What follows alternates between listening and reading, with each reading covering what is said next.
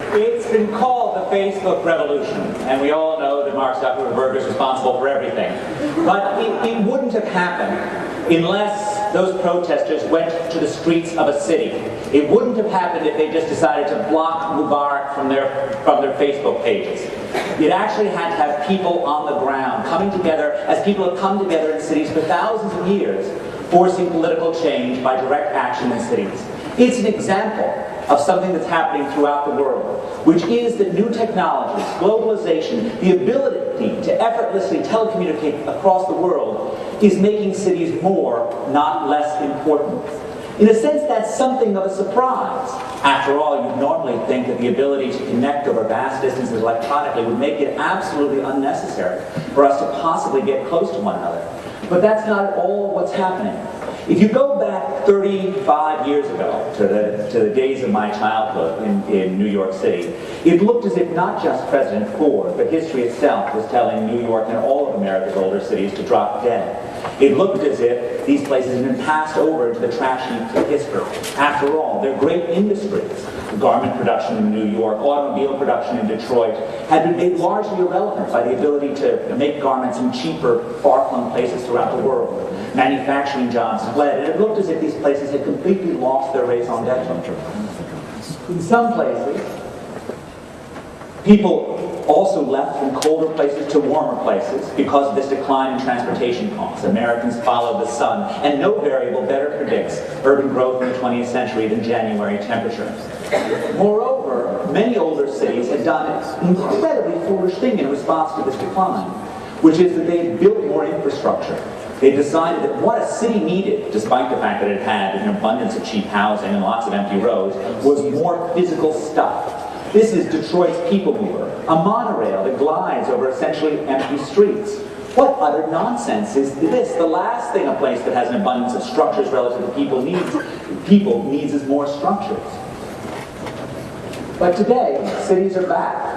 This shows the relationship between metropolitan area size and output per worker. If all of America became as productive as the New York City area, national GDP would rise by 43%. The rise of cities is even more evident in the developing world, where we've just recently passed the mark where more than 50% of the world lives in cities. And that's a good thing, too. As in average in cities and countries where urbanization is over 50%, GDP per worker is 4 times as large as in those countries where GDP is less than 50%. That doesn't mean that cities naturally make you wealthier, but it does mean that cities are part of the development process. Now, if new infrastructure didn't create turnarounds in places like Detroit, what did? How did New York come back? How did Boston come back? The basic process, the basic resolution to the paradox of why the death of distance has made proximity more valuable is what globalization and new ideas have been, and new technologies have done is they've increased the returns to being smart. They've made it more valuable to have a new idea because you can sell that idea on the other side of the planet, because you can figure out ways to supply your new idea with things across the globe. And cities work by channeling the most basic and important of human talents, the ability to learn from people around you. We've come out of the womb with a remarkable ability to learn from our parents, from everyone around us. We have senses, we have talents, which enable us to learn from people who are close to one another. Now, it's true that we can certainly learn things by computer, but the most intense things, the most important things, are communicated face to face. These new technologies aren't killing cities for the same reason that they're not killing Harvard, right? This is what we do every day in this university. We exchange ideas and knowledge by being close to one another, by channeling this basic human ability to learn from being next to each other. In part, it's because this closeness enables us to communicate, to figure out the most difficult thing in teaching is figuring out not your subject, but what the people you're listening to, you're talking to, are actually hearing. Being face-to-face makes that happen. Cities also transmit knowledge through happenstance occurrences, through the insights that a young worker on Wall Street or in Silicon Valley is going to get by seeing smart people around him succeed, or seeing dumb people around her fail. Either way, you're learning something, whether or not it's good or bad. What you're looking at here is, of course, the city writ small. It's Michael Bloomberg's bullpen. He got this idea from the trading floor at Salomon Brothers that he used to run. And one of the interesting things about trading floors or bullpens is that these are some of the richest people in the world who can afford some of the largest offices. But what they choose is proximity. They choose, instead of like faculty members to lock themselves behind doors where they can be alone. They choose to be right on top of each other, where they can learn as much as they possibly can. And that learning is what makes them productive. Bloomberg himself is, of course, an example of what cities do at their best, which is taking ideas from one industry and fusing them into another. He's an IT entrepreneur, but he came out of finance. And he was able to succeed as an IT entrepreneur because he knew things that no software engineer in Silicon Valley knew. He knew what the people at Merrill wanted. He knew what his customers for his terminals wanted. The importance of ideas in city growth shows up statistically.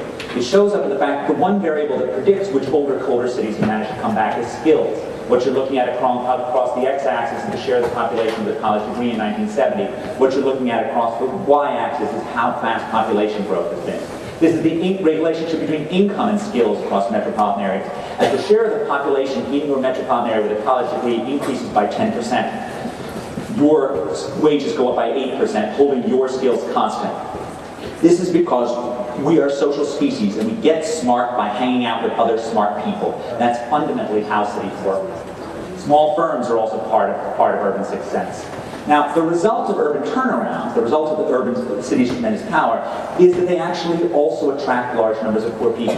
It's often thought that urban poverty is a sign that cities are failing, but it's not. Urban poverty is actually a sign of urban success because cities don't make people poor, they attract poor people. They attract poor people with economic opportunity and the prospect of getting around without a car for every adult. Some of my work that's discussed in this book of mine shows that actually when you build a subway stop in an area, that area gets poorer. That doesn't mean that the subway stop isn't making people poorer in any way. It means that it's actually providing the ability to get around with it without a car.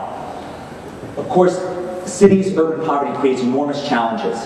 These challenges require huge investments, like the Croton Aqueduct, which actually brought clean water to New York and helped New York change from a place where 110 years ago, a child born in New York City could expect to live 7 years less than a child born elsewhere in the nation. Today, life expectancy is longer in New York. Among young people, that's fueled by lower suicide rates in New York and much lower rates of motor vehicle accidents. This is a decline in pestilence in New York. These downsides of density also show up in terms of congestion and crime. And while water required an engineering solution, congestion doesn't seem to be fixable by roads. It requires pricing, which is what you see in Singapore. Because if you just build more roads, people drive more. It's called the fundamental law of traffic congestion. Cities also, when they succeed, require more space. You don't build space in declining places where you already have plenty of structures, but when a place is growing, when a place is succeeding, if you don't build structures, the place becomes an unaffordable city that's uninclusive and can't provide affordable space for people. This is Jane Jacobs, the great urbanist, looking quite cat-faced about the high-rise towers that were around her. She envisioned one particular form of low-rise living, and that form is great. But cities also need to have the freedom to move on, to provide space for people to come. And too often when we enact an excess of preservationist laws in cities or other forms of land use control, we privilege the past at the expense of the future. And we make places like Boston unaffordable to people who want and need to come there. This problem is even more severe in the developing world. Let me end with a story about another advantage of living in cities. This is a story about a young Harvard graduate, we've already heard him mentioned here today, who went for a walk, who went for a picnic, went to do some fishing in the woods outside of Concord in 1844. The fishing was good. There hadn't been much rain lately, and as a result, he caught a lot of fish. And he took the fish, and with his friend, they made a chowder. The wind flicked the flames to the nearby tall grass, which was fairly dry, and a fire started. The great conflagration spread, and soon there was an inferno which had taken down 300 acres or more of prime Concord woodland.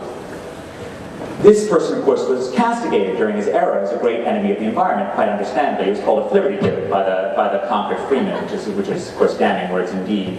Of course, this man is now the secular saint of modern environmentalism, Henry David Thoreau. And of course, the point about Thoreau is that no Bostonian that I know of in the same time period did as much damage to the environment as he did. That in fact, his life illustrates a central point about the environment. We are a destructive species. And if you love nature, stay away from it. And that's really the point about cities. That in fact, cities are far greener than suburban or rural areas. This is a map of my estimates of carbon emissions by location within Greater Boston. And carbon emissions are far lower in dense urban areas for two reasons. This is holding income and family size constant. Both because people in cities drive much less, and because people in cities inhabit smaller spaces, which are consequently associated with less electricity. and less home heating use as well. So cities are not just more productive, they're not just more fun, they're not just more dynamic, they're actually also greener, regardless of what the greenery may actually show us. Thank you very much.